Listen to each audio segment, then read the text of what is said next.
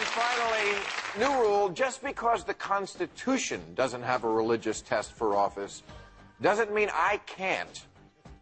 This past Monday was Constitution Day in the U.S., and while I was going over the Constitution with my two adopted kids, Zach Ono and Mogadishu, I'm homeschooling them, I was struck again by Article 6, Section 3. It says, no religious test shall ever be required as a qualification to any office. And I agree. No one should ever be disqualified for their religion, even the funny ones, like all of them. But the problem is that there is a religious test in this country. According to a recent poll, 7 in 10 say it's important to have a president with strong religious beliefs. The other 3 couldn't take the poll because it was Friday night and Yahweh wouldn't let them answer the phone. But fair is fair, so for myself and the other 15 to 20% of Americans who the majority call non-believers, but who I call rationalists, here is our religious test for office. If you believe in Judgment Day, I have to seriously question your judgment. If you believe you're in a long-term relationship with an all-powerful space daddy who will, after you die, party with your ghost forever, you can't have my vote even for Miss Hawaiian Tropic. I can't trust you at the levers of government because there's an electrical fire going on in your head.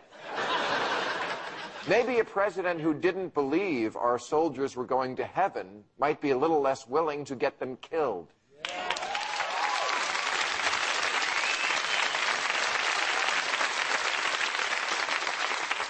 Candidate Mitt Romney, a Mormon, believes in spiritually blessed underwear that can protect him.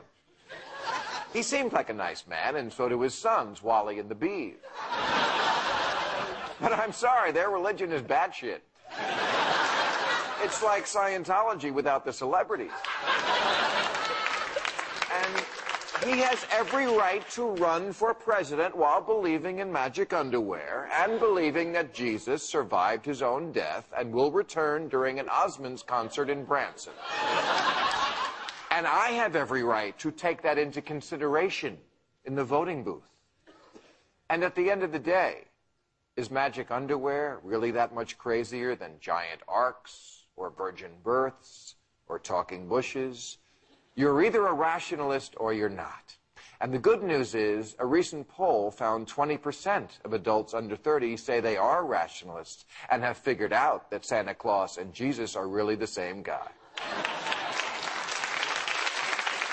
Now, 20% is hardly a majority, but it's a bigger minority than blacks, Jews, homosexuals, NRA members, teachers, or seniors. And it's certainly enough to stop being shy about expressing the opinion that we're not the crazy ones. Just because the vote is 4-1, it doesn't mean the minority is wrong. People who were against this war from the start were a minority. The majority used to believe the world was flat. But if you believe that today, you'd either be packed off to Bellevue or asked to co-host The View. All right, thank you very much.